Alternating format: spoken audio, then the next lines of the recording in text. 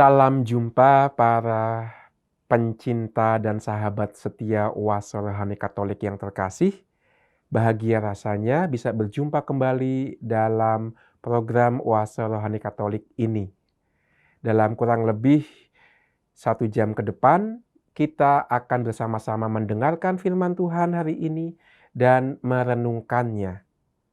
Maka sebelum kita melangkah lebih lanjut untuk mendengarkan dan merenungkan firman Tuhan, marilah kita mohon berkat Tuhan supaya hati dan budi kita diterangi sehingga kita memahami dan dapat berbuah dalam kehidupan dan kesaksian kita hari lepas hari.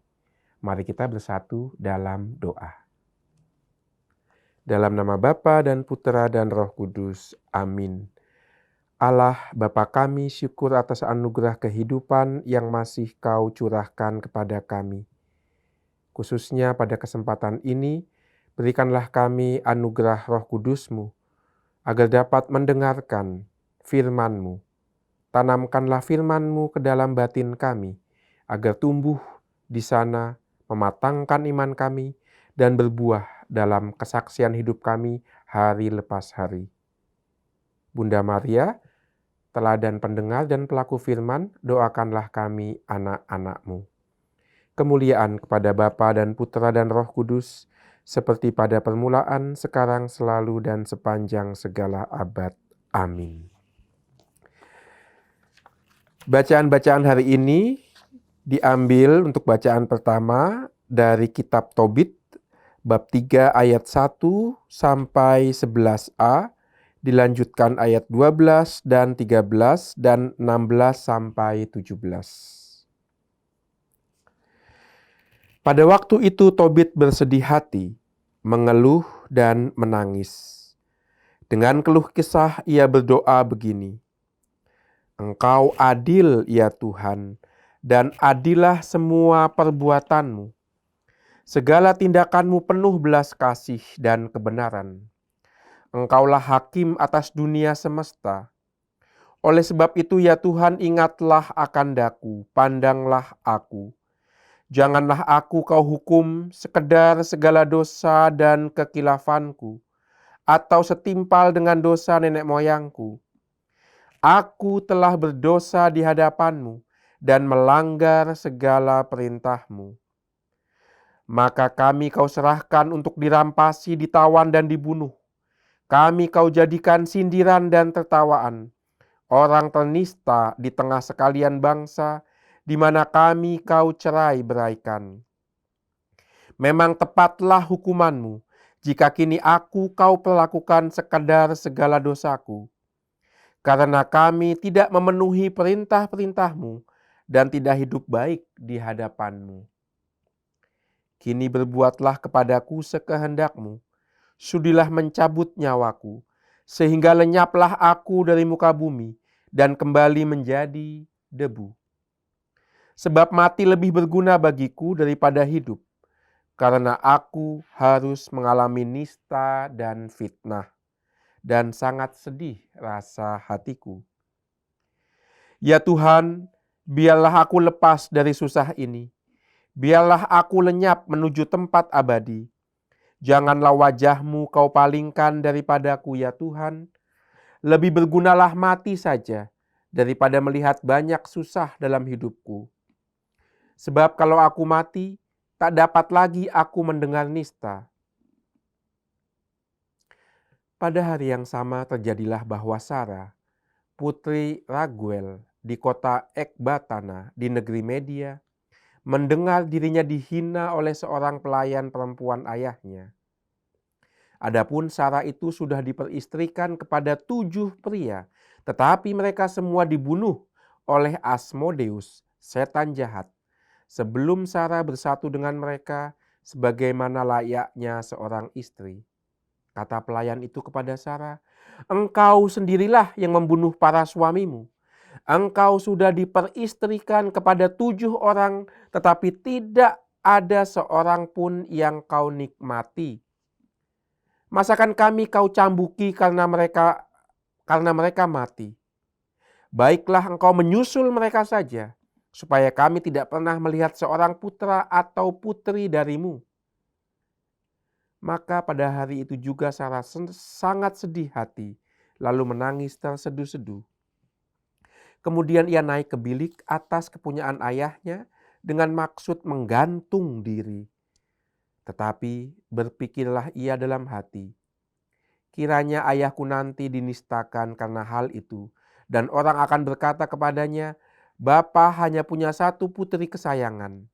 Celakalah bapa, ia telah menggantung diri.' Niscaya karena sedihnya, ayahku yang lanjut umur itu akan mati. Lebih baik aku tidak menggantung diri, melainkan berdoa kepada Tuhan, supaya aku mati saja, sehingga tak usah mendengar lagi nista selama hidupku." Segera Sarah menadahkan tangannya, lalu berdoa katanya, "Terpujilah Engkau ya Allah penyayang. Aku mengarahkan mataku kepadamu. Semoga aku dilenyapkan saja dari muka bumi, sebab aku tidak mau lagi mendengar nista." Pada saat itu juga, kedua orang tersebut, yakni Tobit dan Sarah, dikabulkan permohonannya di hadapan kemuliaan Allah. Allah mengutus Rafael untuk menyembuhkan kedua-duanya, yaitu dengan menghapus bintik-bintik putih dari mata Tobit, sehingga ia dapat melihat cahaya Allah dengan matanya sendiri, dan dengan memberi Sarah, putri Raguel itu, kepada Tobia, putra Tobit, sebagai istri, dan dengan melepaskannya dari Asmodeus setan jahat itu. Memang Tobia lebih berhak memperoleh Sarah daripada semua orang lain yang ingin memperistri dia. Pada saat yang sama Tobit kembali dari pelataran masuk ke rumahnya, dan Sarah, putri Raguel, turun dari bilik atas itu. Demikianlah sabda Tuhan. Syukur kepada Allah. Mazmur tanggapan dengan referen, "Kepadamu ya Tuhan kuarahkan jiwaku. Allahku, kepadamu aku percaya.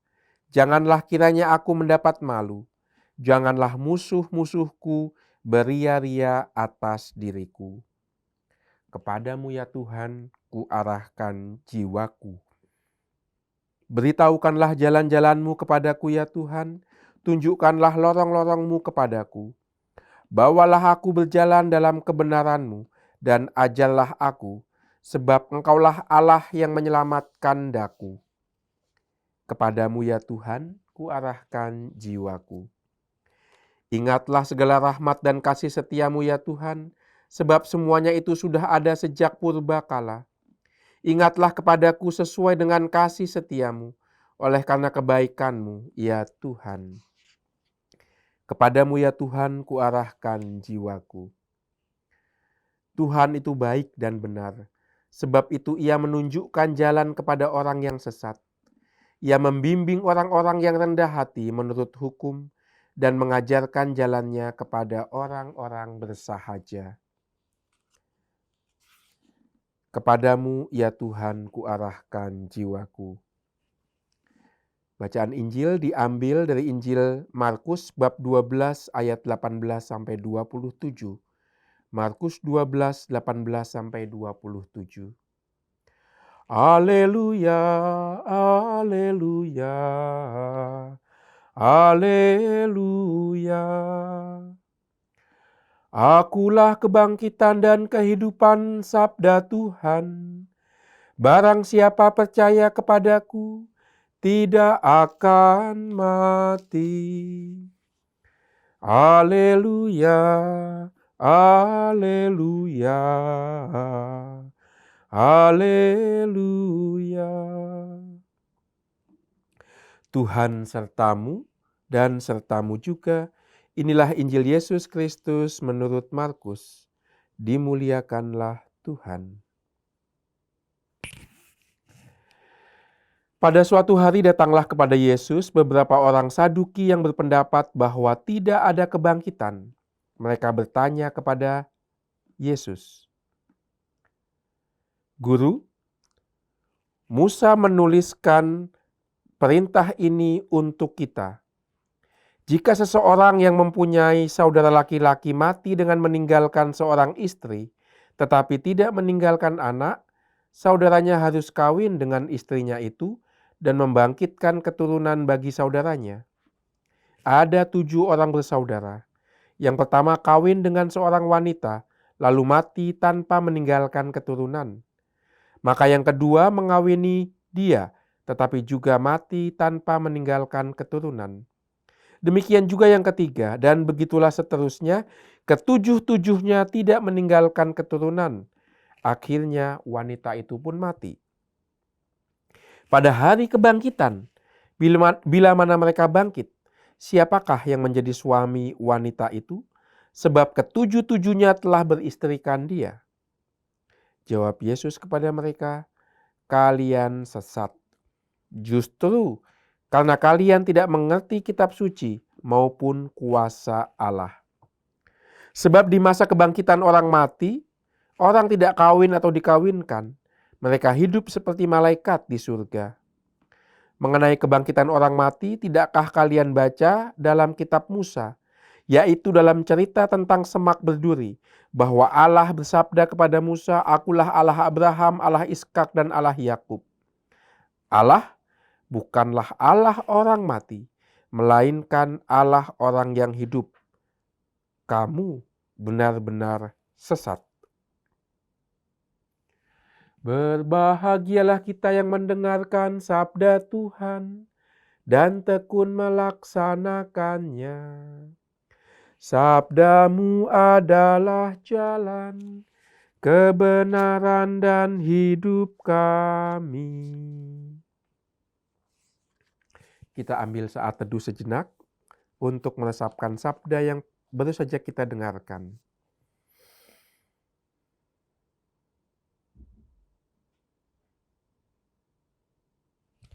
Baik, Ibu Bapak, Saudara-saudari, rekan muda, dimanapun berada, pencinta oase rohani Katolik yang terkasih. Menarik bacaan-bacaan hari ini, karena kalau kita lihat ada hubungannya ya. Dalam Injil dikatakan orang Saduki yang tidak percaya akan kebangkitan, mencoba Yesus dengan pertanyaan, ada seorang satu perempuan menikah dengan 7 laki-laki yang semuanya itu mati tanpa menghasilkan keturunan dari perempuan yang satu itu. Dan akhirnya perempuan itu pun mati. Kisah yang kurang lebih sama juga terjadi dalam bacaan pertama, di mana Sarah sudah menikah dengan banyak laki-laki tanpa menghasilkan keturunan untuk ayahnya. Maka pertanyaannya adalah, nanti di kebangkitan badan, Sarah istrinya siapa? Itu. Maka ada kesamaan kisah dari bacaan pertama dan bacaan Injil, yaitu kisah seorang perempuan yang menikah dengan banyak laki-laki dan laki-laki itu semuanya mati setelah menikah dengan perempuan itu tanpa meninggalkan keturunan yang dilahirkan oleh perempuan yang hidup itu. Ada kesamaan kisah di sini. Semuanya mau mengatakan bahwa di hadapan Allah itu tidak ada lagi yang kawin dan dikawinkan. Persis nanti di surga, jawab Yesus. Tapi sebelum masuk ke hal itu, marilah kita lihat satu persatu bacaan-bacaan hari ini. Kitab Tobit itu kita temukan dalam kitab Deuterokanonik. Artinya dia ada dalam kitab-kitab suci yang diakui oleh Gereja Katolik, tetapi tidak dianggap kanon kitab suci oleh Gereja Reformasi dan Gereja Protestan. Walaupun dianggap juga baik untuk pengajaran iman, maka disebut sebagai apokrifa oleh saudara-saudari kita dari Gereja Reformasi maupun Gereja Protestan. Diakui sebagai bagian dari kanon kitab suci oleh Gereja Katolik Roma. Maka menarik kalau kita lihat latar belakang kitab Tobit ini. Kitab Tobit ini berlatar belakang, kisah Tobit berlatar belakang pembuangan orang Israel ke Asyur ya.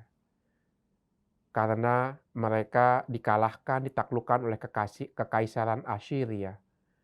Pada tahun 732 atau 733 begitu ya, mereka dibuang ke tanah Asyur dan Tobit tinggal di Niniwe.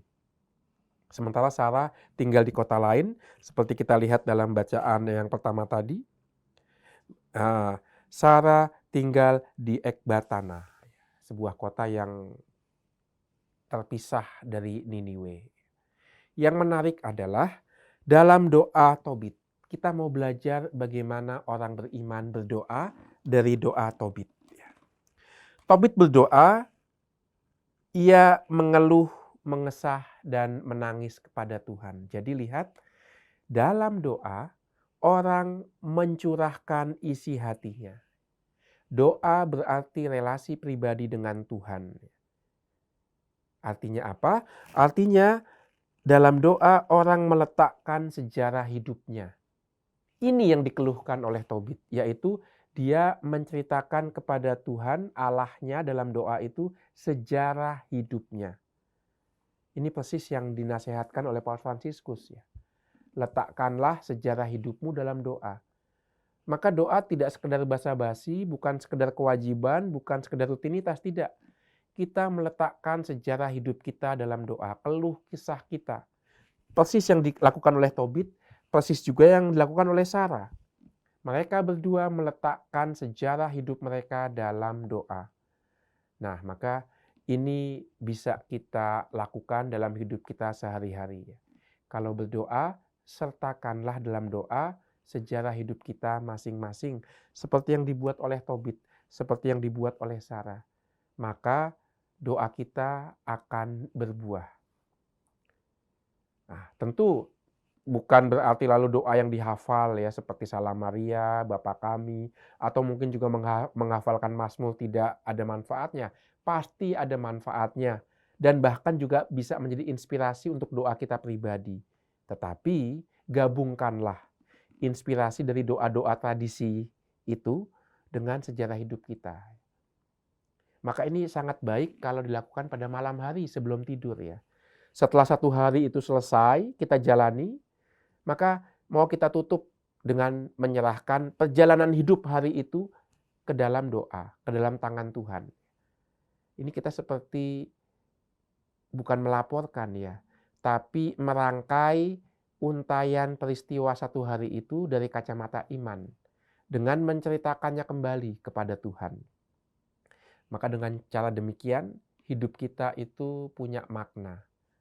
Karena kita terangi, kita letakkan di bawah iman kita. Iman artinya relasi kita dengan Tuhan.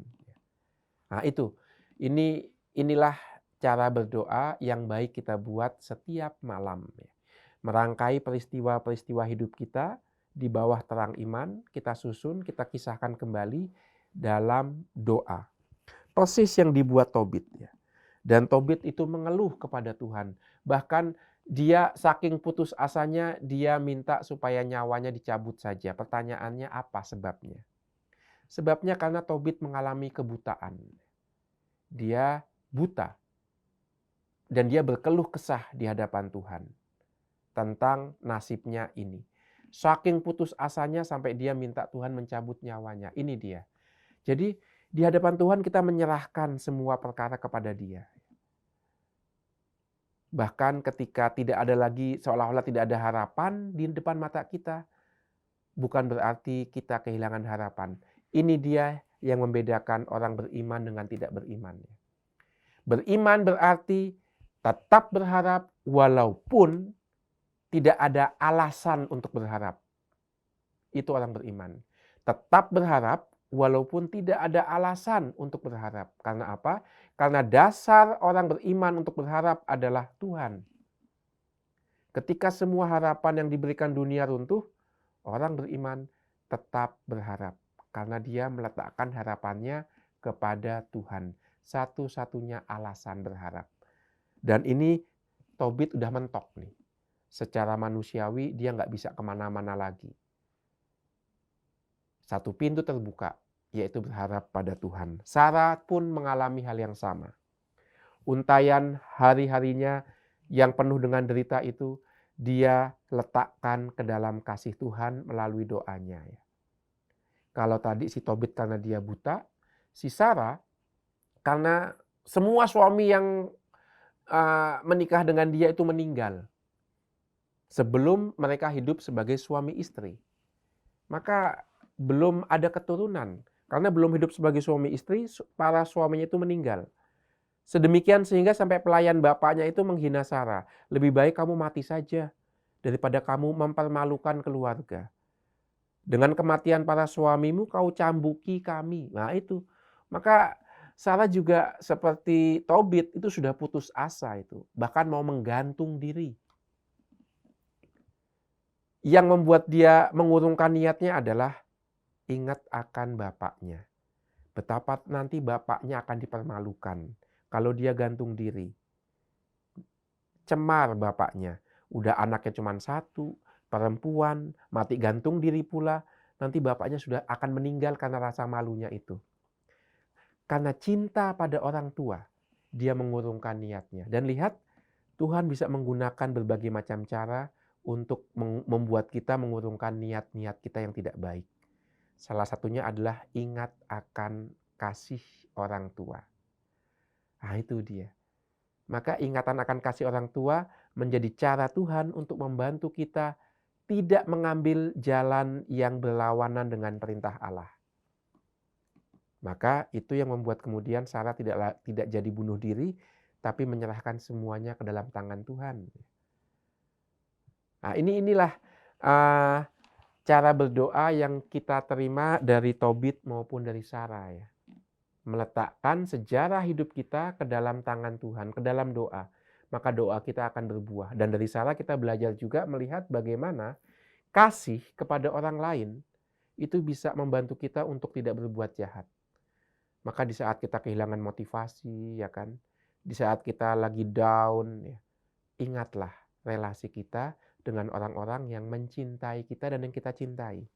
Itu bisa membantu kita untuk mengambil keputusan yang tepat. Nah ini poin pertama tentang hidup doa berdoa, yaitu merangkai hari-hari kita, sejarah hidup kita dalam doa, maka doa kita juga akan berbuah nantinya. Tapi tidak cukup itu, karena kemudian dalam doa Tobit itu ada yang bagus itu. Janganlah aku kau hukum sekedar segala dosa dan kekilafanku atau setimpal dengan dosa nenek moyangku. Aku telah berdosa di hadapanmu dan melanggar segala perintahmu. Lihat di situ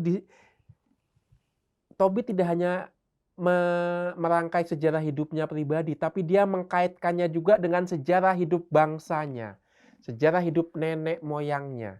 Dan dia sadar nenek moyangnya sudah berdosa, maka karena dosa nenek moyangnya, bangsa Israel dibuang ke tanah Asyur. Jadi ada kaitan antara sejarah hidup pribadi dengan sejarah bangsa.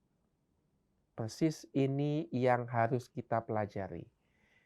Hidup pribadi kita dikaitkan dengan sejarah komunitas, sejarah bangsa, sejarah nenek moyang, sejarah gereja. Kita tidak hidup sendirian, tapi hidup kita itu ikut dikaitkan dengan sejarah gereja kita, bangsa kita. Dan bukan tanpa alasan kalau iman kita dengan demikian dalam konteks Indonesia itu kaitkanlah juga dengan sejarah bangsa Indonesia dalam doa-doa kita. Persis seperti yang dibuat Tobit, mengkaitkan sejarah pribadinya dengan sejarah nenek moyangnya. Nah, maka dalam doa-doa kita ya, doakan juga komunitas, doakan juga gereja, doakan juga, kaitkan juga dengan sejarah bangsa. Itu sebabnya dalam 5 tahun belakangan ini, Kuskupan Agung Jakarta itu mencanangkan tahun Pancasila. Untuk mengingatkan bahwa bukan tanpa alasan kita dipanggil menjadi orang Katolik Indonesia. Pasti ada alasannya, Tuhan meletakkan kita di bumi Indonesia sebagai orang Katolik Indonesia. Bukan sekedar orang Katolik di Indonesia, bukan. Tapi orang Katolik Indonesia. Dengan kata lain, iman kita terikat pada sejarah bangsa ini. Seperti iman Tobit terikat pada sejarah bangsa Israel yang terbuang. Demikian juga iman kita terikat pada sejarah bangsa Indonesia yang sedang berjuang. Maka identitas pribadi dalam hidup beriman tidak bisa pernah lepas dari identitas sebagai bagian dari satu bangsa. Nah, jangan lupa itu. Itu sebabnya mengapa nanti dalam 5 tahun ke depan Keuskupan Agung Jakarta juga mengkaitkan arah dasar keuskupan dengan cinta tanah air. Ya. Untuk menekankan ini, sejarah pribadi sebagai orang beriman tidak pernah bisa lepas dari sejarah komunitas gereja dan juga sejarah bangsa Indonesia. Ada dasar biblisnya doa Tobit ini. Ketika dia berdoa, dia tidak saja mengingat peristiwa pribadinya, tapi juga peristiwa nenek moyangnya. Nah, ini poin kedua yang menarik untuk kita lihat ya. Dari doa Tobit kita melihat untuk belajar mengkait-kaitkan sejarah hidup kita dalam doa di bawah terang iman, tapi juga mengkaitkan sejarah hidup kita dengan sejarah bangsa kita. Dengan kata lain, identitasku sebagai orang beriman tidak bisa dilepaskan dengan sejarah bangsaku. Aku orang Katolik Indonesia. Imanku terikat kepada juga keindonesiaanku. Bukan orang Katolik di Indonesia saja, tapi orang Katolik yang meng-Indonesia. Kita mempunyai banyak contoh terkait dengan ini ya. Bagaimana menjadi Katolik Indonesia itu bisa diwujudkan. Ya. Kita punya tokoh-tokoh misalnya I.J. Kasimo, ya kan. Lalu Sugio Pranoto, ya. Dan banyak tokoh lain yang mewujudkan imannya dalam konteks keindonesiaan. Nah, itu dia. Maka kaitkanlah juga perjuangan kita menjadi orang Katolik dengan sejarah kebangsaan ini. Ya. Romo Mangun sangat menekankan ini. Jangan membawa gereja Eropa ditanamkan begitu saja di Indonesia seolah-olah iman Kristen dan gereja adalah benda asing. Jangan. Kita harus membuat Katolik itu Katolik yang meng-Indonesia. Berakal di bumi Nusantara sehingga menghasilkan buah-buah yang bisa dinikmati juga oleh segenap bangsa Indonesia. Nah, itu kita pelajari dari Romo Mangun itu. Sugio Pranoto jelas mengatakan 100% Indonesia, 100% Katolik. Nah, ini dia. Inilah tugas kita, bagaimana identitas iman kita juga berakar pada bumi Indonesia.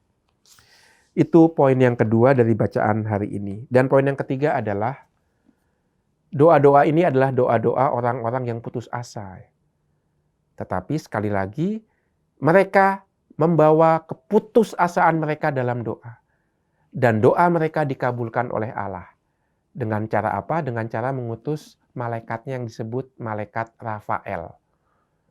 Tidak heran, Rafael menjadi malaikat yang dikaitkan dengan penyembuhan. Gabriel dikaitkan dengan pembawa berita. Dan Mikael, komandan bala tentara malaikat surga. Pelan-pelan keyakinan akan malaikat dan fungsinya ini membantu kita untuk memahami pribadi Allah sendiri. Karena malaikat dalam tradisi Yahudi adalah personifikasi dari kekuatan Allah. Malaikat adalah personifikasi dari kekuatan Allah. Atau dengan kata lain, kekuatan Allah yang menjadi pribadi. Dan ini membantu kita pelan-pelan nanti akan tahu bagaimana pelan-pelan paham Allah Tritunggal itu berkembang.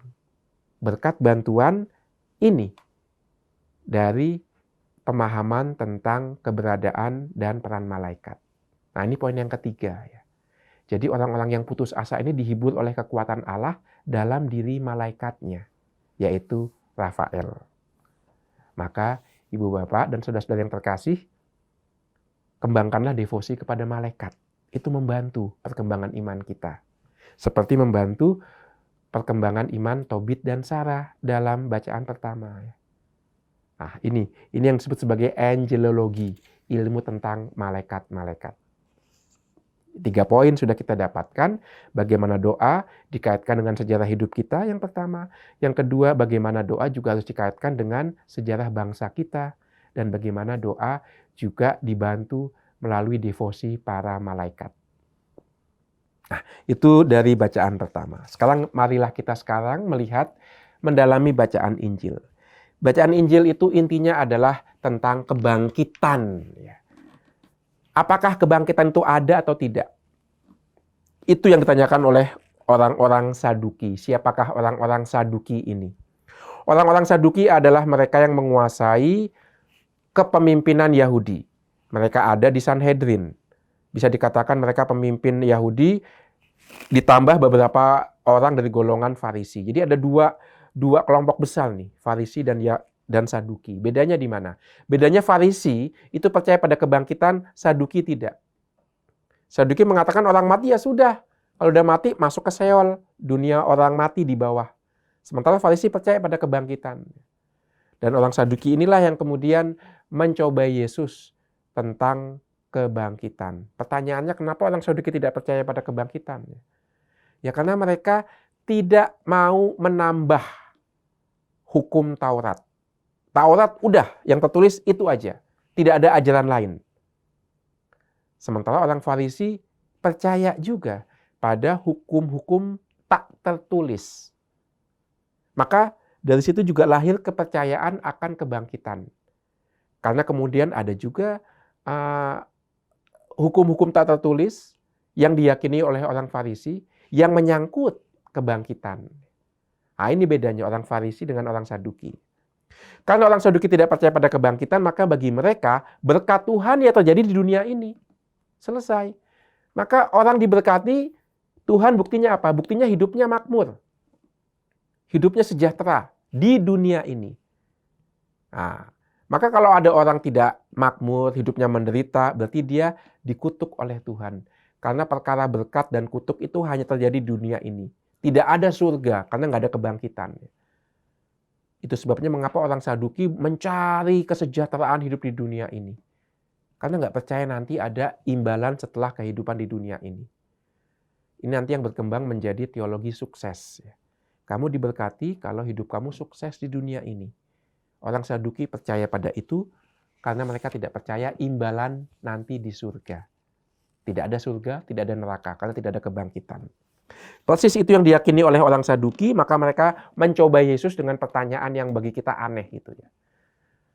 Satu perempuan dikawini 7 laki-laki semua bersaudara. Dan 7-7 mati tanpa meninggalkan keturunan. Nanti kalau ada kebangkitan, kata mereka, istri ini menjadi suami dari istri ini yang mana? Karena ke-7-7-nya udah pernah menikah dengan dia.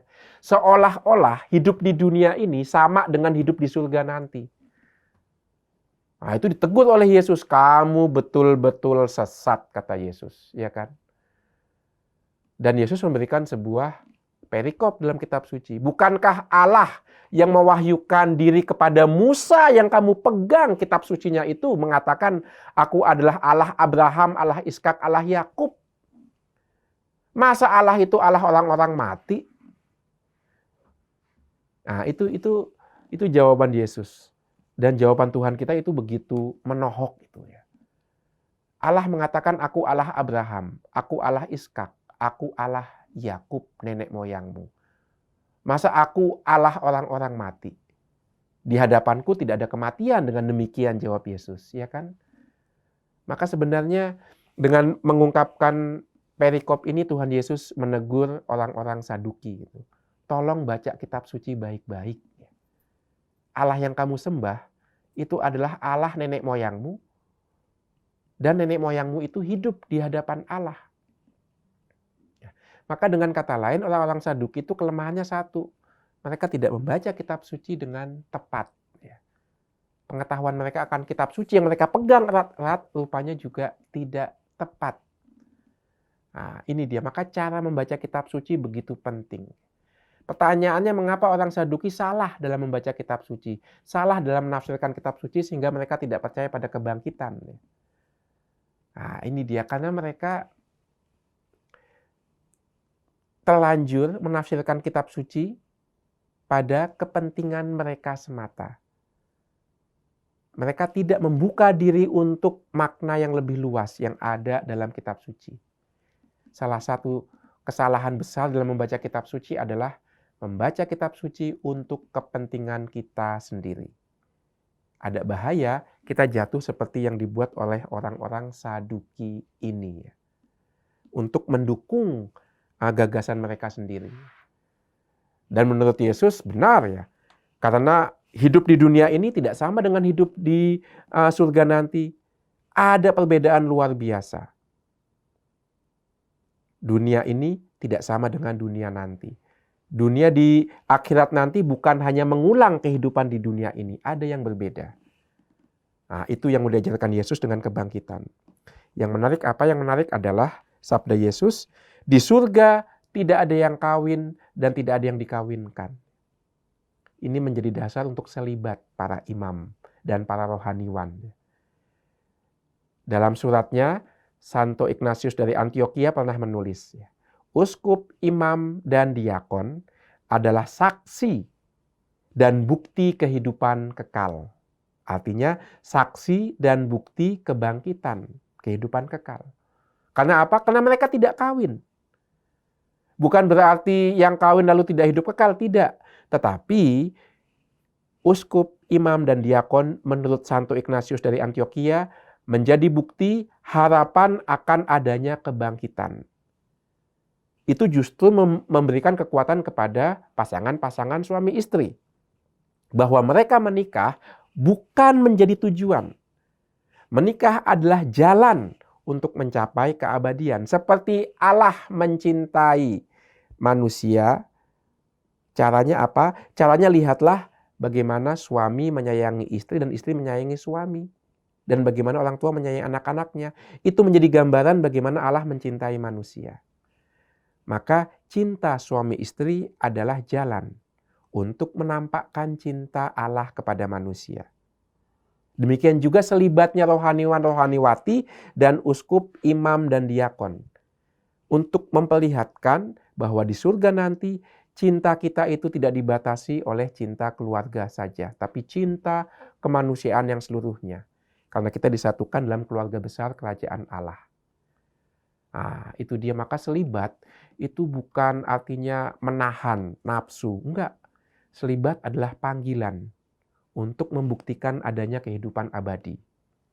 Maka kami, rohaniwan, imam, uskup, diakon, itu menjadi bukti adanya kehidupan abadi. Bahwa nanti di sana tidak ada yang kawin dan dikawinkan. Kasihan deh Romo selibat, siapa bilang kasihan ya? Tidak kok. Jadi Romo itu happy-nya 10%. 90% happy sekali kok. Ya, maka lihat, banyak Romo mukanya senyum, mukanya ceria ya, walaupun tidak menikah. Ya karena selibat itu bukan masalah kewajiban kok, tapi sebuah anugerah. Kami menghayati selibat ini sebagai sebuah anugerah. Sebagai bukti dan tanda adanya kehidupan abadi. Kami meninggalkan orang tua, saudara-saudari tidak menikah, kami dikaruniai keluarga yang lebih besar. Sekarang semua orang bisa menjadi keluarga kami. Persis yang dikatakan Tuhan Yesus, ya kan? Barang siapa melaksanakan kehendak Bapa, dialah ibuku, dialah saudaraku perempuan, saudaraku laki-laki. Nah, ini yang kami terima berkat anugerah selibat. Semua sekarang menjadi saudara. Tidak dibatasi oleh batasan-batasan keluarga, biologis maupun ikatan hukum. Semua bisa menjadi saudara. Kami mencintai dengan bebas. Kebebasan dalam mencinta dan mencintai secara bebas. Mencintai tanpa memiliki. Nah, itu yang diperlihatkan melalui hidup selibat para imam, biarawan, biarawati, diakon, dan uskup. Nah, itu yang bisa kita gali dari bacaan Injil. Mencintai secara bebas. Dan bebas dalam mencinta. Itu yang terjadi nanti di kehidupan abadi. Itu yang sudah ditampakkan dalam selibat para uskup, imam, diakon, dan biarawan, biarawati. Dan itu juga yang dianugerahkan sebenarnya ke dalam hidup berkeluarga.